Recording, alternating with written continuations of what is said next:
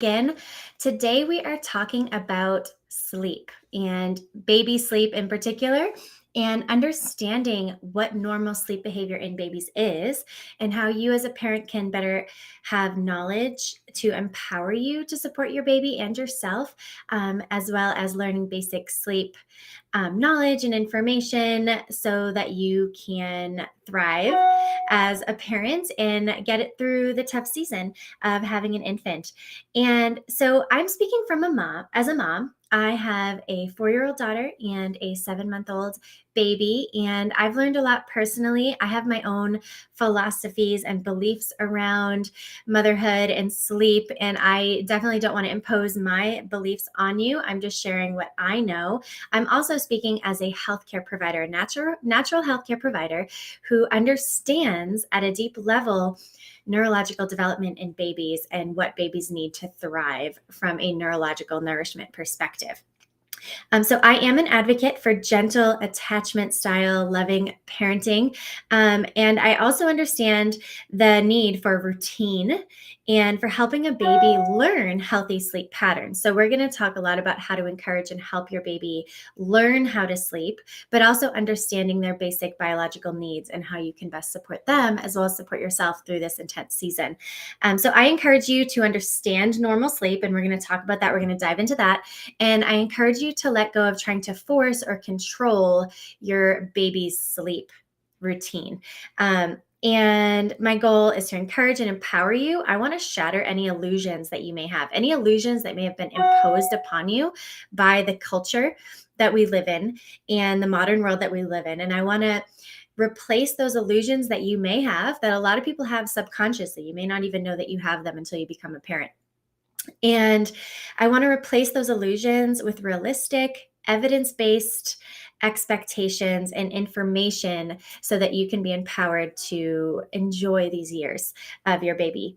And first things first, every baby is unique. So there's no one size fits all for anybody. Every baby is unique. It depends on so many factors. And a lot of it is their disposition, their temperament. Some of it is how their birth was. And we're going to talk about how birth stress can impact sleep and what you can do to help release that tension and stress on your baby. And just knowing that it is going to be hard. So if you are currently pregnant and you're watching this, way to go. I think the more you can become empowered about infant sleep and toddler sleep before you even have kids, the better you set yourself up for joy and success in these early years. When you're pregnant, you learn a lot about pregnancy and birth, but you don't always learn a whole lot about infant care and sleep. So I think the sooner you can learn this information, the better. It's also never too late in terms of if you have a newborn or a toddler right now, there's things that you can do to support them and help them heal and learn healthy sleep patterns. So this is a huge topic because sleep disturbance and interrupted sleep for parents is one of the most, if not the most, challenging aspect of being a parent. And if we can support parents and change the perspectives that we have on sleep, I think we can change the game. More people will want to support young families, and we can have more of a village and a community and a tribe to support families so that parents can do the most important thing that they need to do is care for and meet the needs of their children. So it is really challenging. It is a season. It feels like it's never going to end on those really challenging, hard nights or weeks or months, but it is a season and you're going to get through it. You will sleep again. You will. You certainly will. And we're going to talk about ways that you can support your body to help feel rejuvenated even when you're functioning on little sleep. Modern science does support the notion that sleep expectations that we have in our culture are not realistic. Even though it seems like this goal for every parent to get their baby to sleep 12 hours through the night, it is not realistic, and science supports that. Science says at least 1/3 of 15-month-olds still wake regularly through the night, and most children do not sleep through the night until they're 2 or 3 years old. What if everybody knew that, right? How many parents have a 6-month-old and they're at home stressing up in the middle of the night? Why isn't my baby sleeping through the night? And they feel like they should, or they've heard on Instagram or social media or in some books they read or from their pediatrician that, oh, your baby should be sleeping through the night. Did you know that sleeping through the night is defined as 5-hour stretches in babies? If your baby is sleeping a 5-hour stretch, woohoo, they're sleeping through the night. That might not be your definition of sleeping through the night, but biologically, that is a baby's definition of sleeping through the night. So, sleeping 12 hours isn't realistic. Yes, there are some babies who do that. And for those parents, like that's amazing. I'm so happy for you that's who your baby is. That is extremely rare. Most, I said most, babies do not sleep through the night until they're 2 or 3 years of age. And we're going to talk about ways to help encourage your child to get the best possible sleep they can. But if we can shatter that illusion right now in the beginning of this webinar, that it is not normal for babies to sleep 12 hours a night. Just putting that out there. That is not my belief or my opinion. That is research-based, evidence-based knowledge. It's a basic fact that babies wake through the night biologically. So why is there such misconception in our culture? And it comes from two things.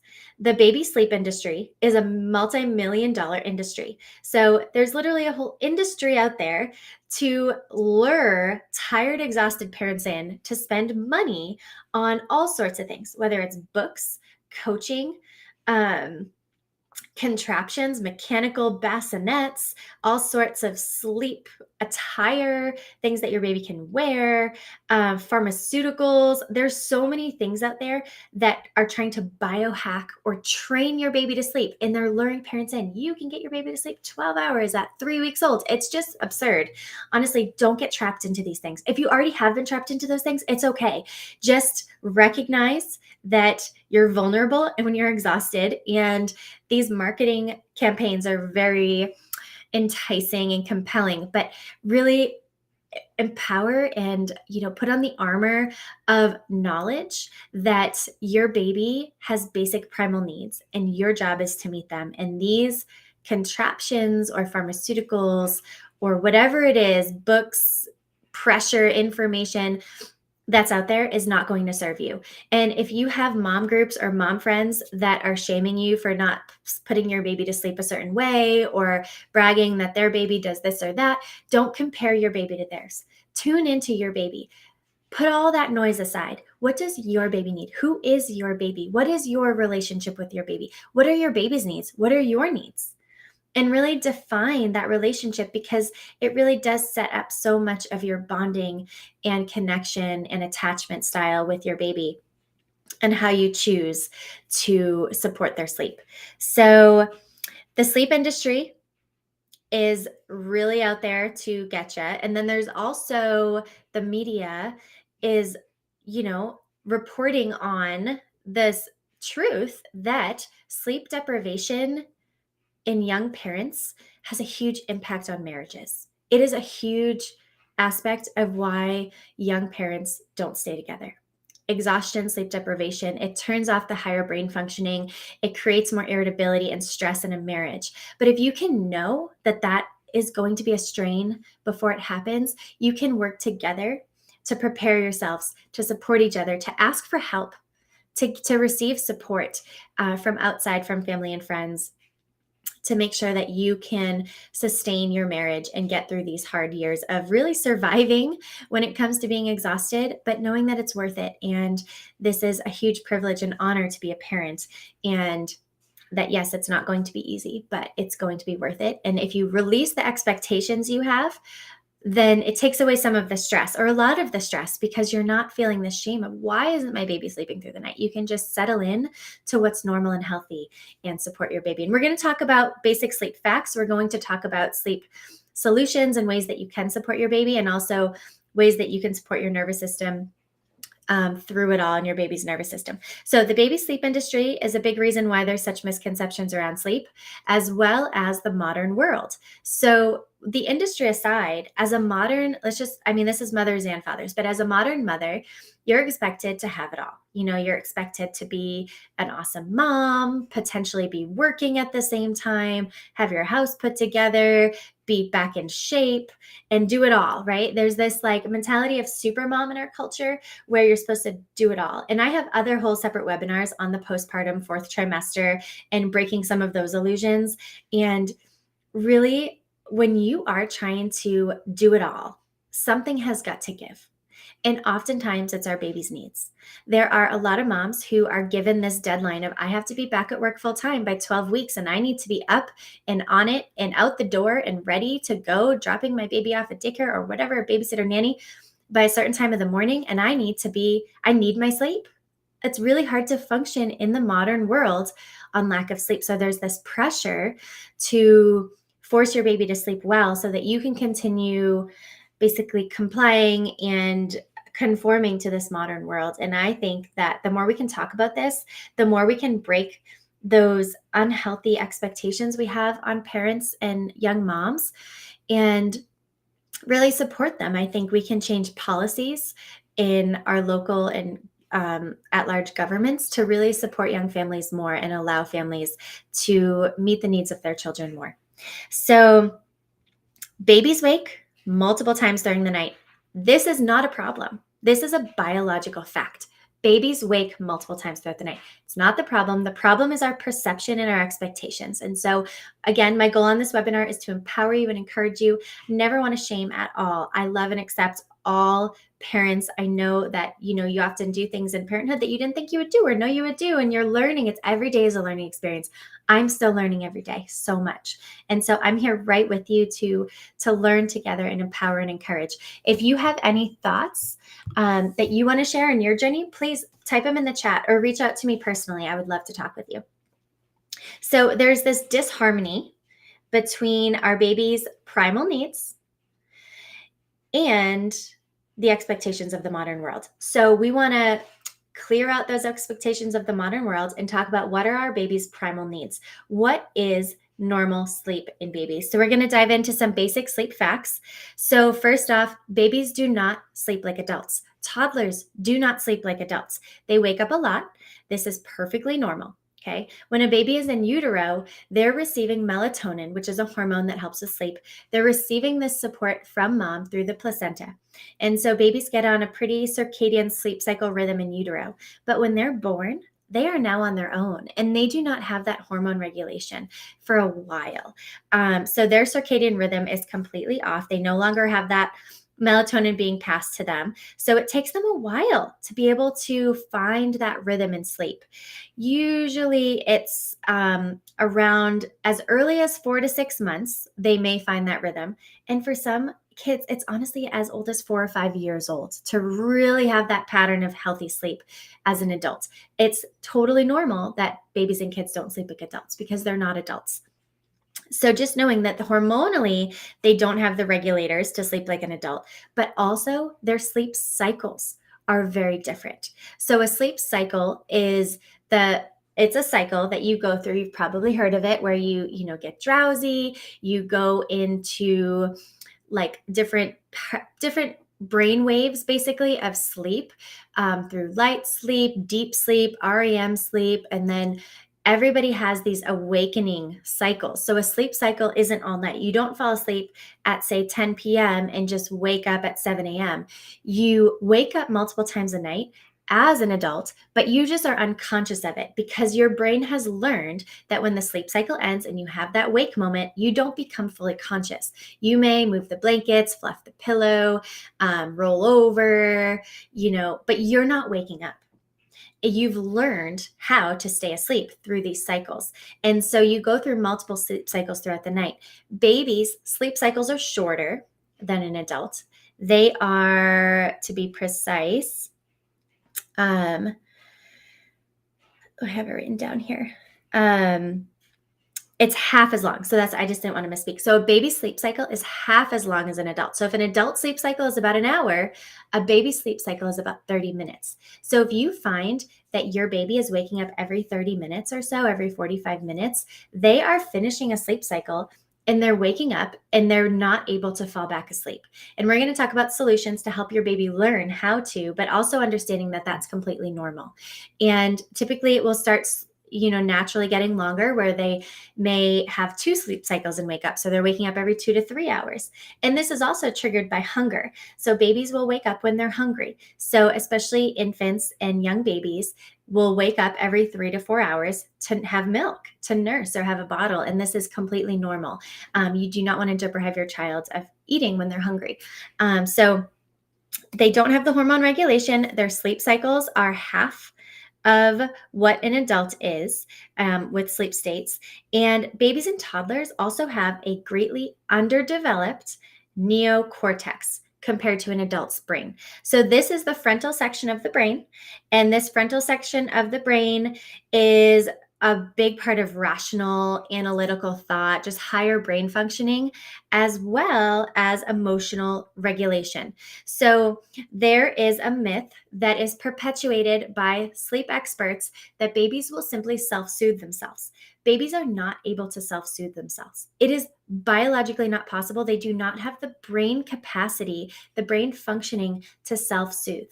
What happens is, yes, you may say, well, my baby cried and self soothed, and now they sleep through the night. What didn't happen is they didn't self soothe, they shut down. So what happens is your autonomic nervous system is the subconscious, unconscious part of your body that controls everything in your body, your heart beating, your lungs breathing, your sleep cycles, all of it. And it also is your response to stress. So you have two branches. We talk about these all the time because we measure them in our office on the first visit and subsequently through care in our office. But you have your parasympathetic, which is the rest and digest mode of your nervous system. And you have the sympathetic, which is the fight or flight response. When you are in fight or flight or stress response mode, your body is releasing cortisol, stress hormones, and you're in this really, really stressed fight or flight. Predator is chasing me, brain functioning. When you're there for too long, it's not sustainable. In a baby, they can only sustain that fight or flight response for so long before they shut down and go into parasympathetics. Parasympathetics is the rest and digest mode. So they go into parasympathetics and they go to sleep, but not in a healthy way. You want to be in rest and digest and then stay in rest and digest. You do never want a baby to be fight or flight sympathetic and then fall asleep in parasympathetics. That is creating a really unhealthy pattern of responding to stress in their life. And that is laying the groundwork for how their body is going to adapt to stress and function sleep-wise for the rest of their lives. So that is a myth. Your baby will not self-soothe. It is important to recognize that it technically works because of that neurological adaptation in which they go into shutdown mode, but we don't want to encourage our babies to have that unhealthy pattern in their nervous system. So mainstream books will talk about all that stuff. It kind of makes you feel better as a parent for not meeting those needs of your baby. And I'm not here to shame anybody. We do what we need to do in certain situations, and there is so much potential for healing. But we want to understand that it is completely normal for babies to be waking up and that their nervous systems, their brain development is literally not there for them to be able to self-soothe. So I just wanted to, again, shatter that illusion, bust that myth that babies can self-soothe, because they cannot. Okay, so the best way to boost self-soothing and regulation of your baby is to be responsive, to meet their needs. When you can meet their needs in time, as their brain matures, as their brain connectivity matures, it's going to be hardwired for true self-soothing. And that is beautiful because they feel safe and secure and their brain is matured. So once they can self-soothe, some say by around 3-4 years of age, then they're doing it in a healthy way. And that sets them up for so much health and growth and healthy sleep for the rest of their lives. So how much sleep do babies actually need? And this varies. Again, every baby's unique, but most babies have similar sleep needs. And so I have a chart that I can share with you. I'm going to have it put up on our Instagram link tree as a PDF to download. You can also comment on here if you want this chart, and we can send it to you, or you can contact our office and we can email you the PDF. But basically, the chart shows from newborn to age 5, the typical number of naps, the typical length of naps total, and the number of sleep time hours and the total number of sleep time hours based off of age. So, for example, a 1-month-old should be taking about 3 naps a day, total nap length 6 to 7 hours, total nighttime sleep hours 8.5 to 10, of course broken up with waking, and total nap time and nighttime sleep being about 15 to 16 hours for a 1-month-old, compared to a 2-year-old is taking about one nap a day, total of about 1 to 2 hours, sleeping about 11 to 12 hours a night with a total sleep of about 13 hours. And so this breaks it down: newborn, 1 month, 3 month, 6 month, 9 month, 12 month, 2, 3, 4, and 5 years. If this is something that you would find helpful for you, let us know. I can get you this chart. It's all research evidence based. And so knowing how much your baby needs to sleep can be really empowering and helpful too. So let me know if you want that chart. And so now I want to dive into what can you do to support yourself as a parent, as a mother or father, and what can you do to support your baby's body as you are going through this season of sleep disturbance. And so you really want to balance and heal your central nervous system. So I just talked a little bit about that autonomic response in your body, that fight or flight or rest and digest mode of your body. So as a newborn baby, babies can be born in this fight or flight state. And again, we can measure this and see this. And a lot of times it's from stress in utero, from some stressful events during pregnancy that are literally hardwired into baby. The tone of mom during pregnancy, stress-wise, impacts baby's tone. So some babies are born in this stressed out state because pregnancy was stressful. Also, birth can be incredibly stressful on baby, whether it's a water birth at home or a intervention birth at the hospital, medicated, whatever it may be. It doesn't matter what happened in your birth in terms of one situation being worse than the other. Birth is stressful on your baby, and some births are more stressful than other births. And I think it's absolutely vital to make sure that you're assessing baby for any birth stress or trauma and clearing that stress and trauma as soon as possible. When a baby is in that fight or flight state from their birth experience, they're not going to sleep well. They're going to feel stressed. They're not going to be able to get into a healthy pattern. They may be in discomfort. There's evidence that colic is actually a baby migraine from birth trauma in some babies. There's digestive stress from being in this fight or flight state. And there's, a lot of discomfort that a baby may be feeling from birth stress. So having your baby checked and adjusted by a trained pediatric chiropractor and craniosacral therapist can really make a big difference to clear this tension that builds up in the nervous system and the body. We see it every day in our practice. These babies come in and they get adjusted and they just take this big deep breath and they just release this tension in their system, and it makes a huge difference with sleep. Oftentimes I will tell parents after their baby's first adjustment, they may actually sleep through the night. They may sleep 12 hours. They may fall asleep right after their adjustment and sleep 12 hours straight because it's such a reset for their brain and their body. So pediatric chiropractic care is absolutely essential. I hope that someday every baby gets checked and adjusted by a chiropractor as soon as they're born or as soon as possible to set them up for the best advantage in health and life in general, and then also with their sleep. Moms and dads, it's also vital that you're supporting your nervous systems. Being a new parent is extremely hard and extremely stressful on your nervous system. The lack of sleep, the change of life routines, new identity, healing from birth as a mom. And so getting adjusted postpartum or in this early parent phase is super essential. We specialize in our office in family care and taking care of young parents. And I know there's a lot that do as well. If you do not live in Central Oregon, reach out to us. We can always help you find an aligned chiropractor who supports young families in this way as well, where you live. Adrenal support is really important. So just overall supporting the stress response in your body with adaptogenic herbs and glandular support. We recommend certain supplements if you're interested in those. When you come in for your care with us, we can certainly help guide you and figure out what is best for your body. Working with a holistic naturopath or other aligned providers, functional medicine providers who really can look at your hormone regulation and your stress response in your body and support that so that you can stay strong. Supporting your immune system as best as possible, because when you're sleep deprived, your immune system gets decreased. So adrenal support, immune support, and even when you're tired, getting some light to medium exercise is really good. It really helps regulate your hormones and helps you sleep better when you do get the sleep. Caffeine, I'm not going to say don't drink coffee. I drink coffee. It definitely can tax your system more, but it is a tool. And if you can function without it, that's awesome. But trying to minimize it, drinking just 1 cup maybe in the day. Don't drink it right when you wake up because that will stress your body more. Eat breakfast within 30 to 60 minutes of waking up to balance your blood sugar, and then drink coffee maybe an hour or two later. that simple change right there can make a big difference. Drinking lemon water in the morning when you wake up and apple cider vinegar shots, all that stuff can really support your body and help you function better when you're feeling exhausted in the mornings.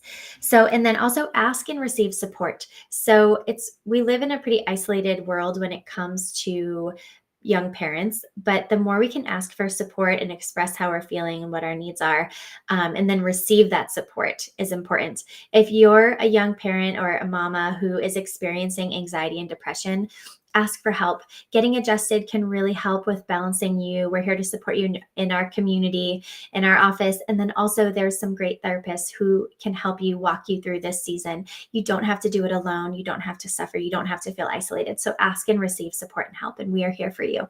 So please reach out if we can support you. Okay, and now I want to talk about simple sleep solutions to help your baby learn healthy sleep patterns. And again, I am not a sleep expert. I'm not a sleep coach. These are simple things that I have learned, and they make sense when you hear them. Some of them I was like, oh, I never thought of that before. It makes so much sense. And that's just all these are. And none of them are things that you have to do or should do. They're just things that if you feel called to, if they resonate with you, they can help you and your baby have a healthy sleep relationship. So the biggest thing is trying not to let your baby get overtired. An overtired baby is going to be fussy, and it's going to be harder for them to fall asleep, and they're not going to sleep as well, just based off of being in that overtired state. So watch for signs of tiredness, such as being fussy, eyes glazed over, yawning, rubbing their eyes, looking away from toys and stimulation and people. As soon as you start to notice that your baby is getting tired, do your best, depending on your circumstances, to get them to sleep as soon as possible. Don't let them get overtired. You want to feed them fully during the day. So you want to make sure their bellies are full during the day and that you fill up their belly right before bed at night. Sometimes babies will do the majority of their nursing or feeding at night. And then they get in this routine of their body thinks that nighttime is when they eat. And then they don't eat as much during the day. And this is this cycle that can cause them to wake up more than normal because they're not eating more during the day. So breastfeed, bottle feed more during the day. Do not do the rice cereal stuff. I know there's still some pediatricians out there who say, put some rice cereal in their bottle, it'll help them sleep longer. Again, that is a myth. Babies are functionally grain intolerant until they're about a year or two old. So you're just setting them up for food allergies and leaky gut and issues later down the line in their gut health. So don't do rice cereal. Just feed them the milk that they need, that they're designed to have more throughout the day, and that will help them sleep better at night. Put them down for sleep when you're ready. With our daughter, when she was when she was born, I never put her down for naps. I just wanted to hold her. I would miss her when I put her down. And if she was sleeping and I had to do stuff, I would baby wear, literally never put her down. And it was really precious and really sweet. However, she didn't really know how to sleep by herself. Even when I would put her down, I had to lay next to her. If I tried to sneak away to get some stuff done or do a workout, she would wake up immediately. So her nervous system didn't learn how to sleep independently. So, and that was precious and sweet. I wouldn't change a thing. But now with our second baby, I couldn't always do that because I need to be there for her. And we homeschool and we do things. So I put my son down for a nap. I cherish and love when I do get to hold him and snuggle him, and I do still baby wear him, but he does know that it's okay to be put down for a nap and to be by himself. And so when you're ready, and that may not resonate for you, still contact nap, baby wear whenever you want to. But if you do feel comfortable and ready to put them down in their crib for a nap, that can be really helpful to help them learn. You want to try to put them down when they're drowsy and not fully asleep. And this may seem counterintuitive. You're like, oh, well, I want them to be sound asleep and then I'll put them down. But think about if you fell asleep on the couch and you woke up in your bed and you had no idea how you got there. That would be startling. You would wake up and you would have trouble falling back asleep because you'd be like, wait, what happened? How did I get here? That's what happens to babies too. They fall asleep in your arms. They fall asleep on mom and dad, which is their safest, happiest place. And they wake up in this crib all alone. And they're like, wait, where'd mom and dad go? And they have this association that they need you to fall back asleep. So then you pick them up, you hold them, and you put them back down. Versus if you can put them down when they're drowsy, they're going to be aware consciously that they're in their bed and they're going to fall asleep. And so when that sleep cycle ends and they open and they're in that light wake period, they're going to say, oh, I'm where I was when I fell asleep. And they're going to learn to be able to put themselves back to sleep without you. And that is glorious. Like I'm telling you right now, it's sweet and precious. And I savor some of those nighttime feedings and time with my babies. But when they can know how to do that, it's glorious. And I can speak from experience because my daughter, didn't do that for 3 years. And it was sweet, but it was also really challenging at times. With that, you also want their crib or their bed to be a happy place. And this can be really challenging if you have tried to sleep train your baby because they look at the crib as like a sad, scary place where they're going to be left and to cry. And so if you want to prevent that or reverse that as much as possible, if that is the case, you want it to be a happy place. So when they're in their crib during the day, you can put happy, gentle toys in there. You just want it to be a happy, safe place. And when they do need you when you're in their crib, you come to them right away. And you're very responsive. Help them distinguish between day and night. So a newborn is not really going to have any concept of day or night. They have no circadian rhythm whatsoever. But you can help establish those patterns by having different routines for naps and different routines for bedtime. Some people like to put their baby down for a nap only with like all the blinds open and daytime. I personally don't do that. I find that my baby sleeps better with the blinds closed and quiet and dark. But it's, you figure out what works for you. Some people find that that's really helpful. And, they will learn day and night naturally. But yeah, helping them distinguish. Nighttime diapers can be a big help. So we typically cloth diaper our children or our babies during the day, but we'll do the disposable diapers at night because they are just more absorbent. I find that I would rather them sleep in a disposable diaper at night instead of waking up with a leaked cloth diaper. There are cloth diapers that you can get all sorts of nighttime liners. Tried it, didn't work for us. So we just do that. There are also special nighttime disposables you can get. I find just the regular disposables do fine. You want to be consistent with naps. So naps are really, really important. The better your baby naps during the day, the better they will sleep at night. So you want them to have good stretches of naps. And you want to be consistent with them. If you have older kiddos, I know this can be hard because you can't always just be home in this perfect environment for them to take a good nap. But you want to do your best to make sure they're getting the amount of sleep and naps that they can, whether they're falling asleep in the car on the way to there, here, or there. You just want to make sure they're getting the naps in. And you want to be consistent with routine as well. So especially developing a good bedtime routine is really key. And this can start young. It really lays the groundwork. So say bath time, reading a book, singing songs, some gentle music, having some milk, nursing, and snuggles. All of that is a really great bedtime routine, and you can add whatever works for your family.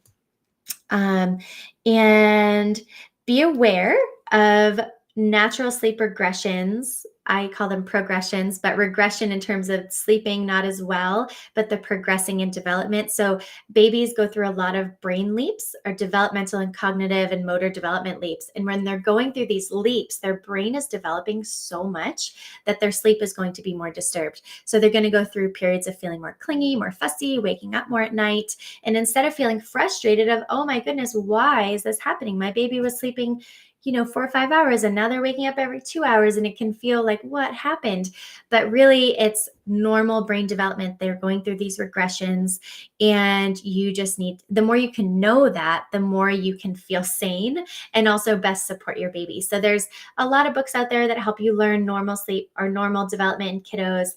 The Wonder Weeks is, I think, a great book in terms of understanding the brain leaps.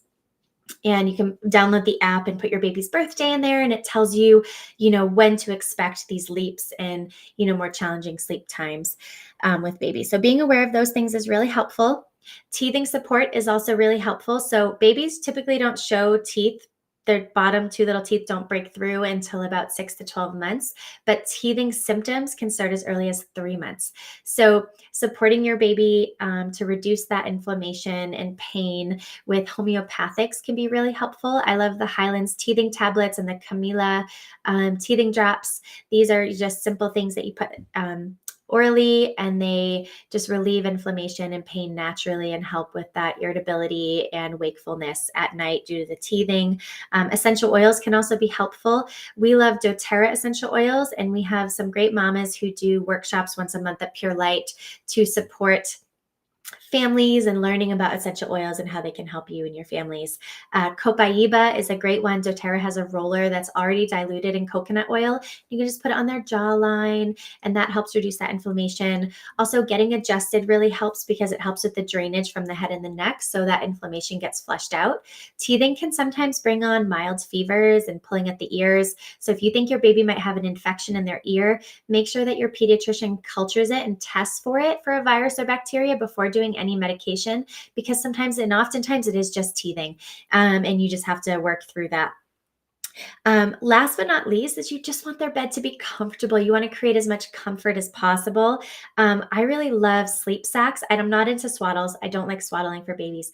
Sleep sacks are great because their arms come out, they can move around, and they're warm. They're zippered up the rest of their body. I like the Kite Baby brand, and you can always message me if you want this. There's so many great brands out there, but the Kite Baby is really soft and comfortable. You don't want them to be too hot or too cold. Oftentimes, babies are waking because they're too hot or too cold. And you do the same, right? If you're cold or hot at night, you wake up. So you want the temperature of the room to be comfortable. A warm bed when you put them down. When I put my son down, he'll get drowsy, he'll have his milk. And while he's doing that, I have this heating pad on low on his crib bed just to warm it up just a little bit. It's not hot, it's just a little bit warm. So when I transfer him to the crib, it's warm and comfortable and cozy. And this may feel like a little bit much for some people, but it works. You don't have that shock of being warm and cozy on mama and then onto cold sheets. So that's a trick that's worked well for us. Soft sounds. We like soft white noise. They say that's like the sound of what it sounds like in utero, is that white noise. But some people like gentle lullabies or music, instrumental. And then good smells. So making sure things smell good. Of course, the thing they most like the most is the smell of mama. But you can have some gentle lavender or chamomile essential oils on, and all of those things can really help. So that is a lot of information. I can't believe I've been talking for 37 minutes. I hope that was helpful. Really, at the end of the day, we really need to respect what a huge honor it is to be a parent, and that it's not easy, and that we need to understand what our baby's needs are so that we can best support them and parent with joy and understanding and empowerment and knowledge. So, parents, mothers need support. We need so that they can concentrate on the thing that's the most important, which is caring for their babies. And so that is our passion and mission, is supporting young families at Pure Light. And we are here to support you with chiropractic care and knowledge and these webinars and community, creating that village for you and helping you know that it is a season. You will get through it. You're not alone, and we are here for you. So I hope this webinar was informative and helpful. I hope you gained valuable things that you can apply in your life. And I hope that you learned some new things about sleep for your baby and what to expect and not expect, have no expectations, and that this was helpful. So thank you so much for listening and logging on, and I look forward to hearing your feedback. Thanks so much.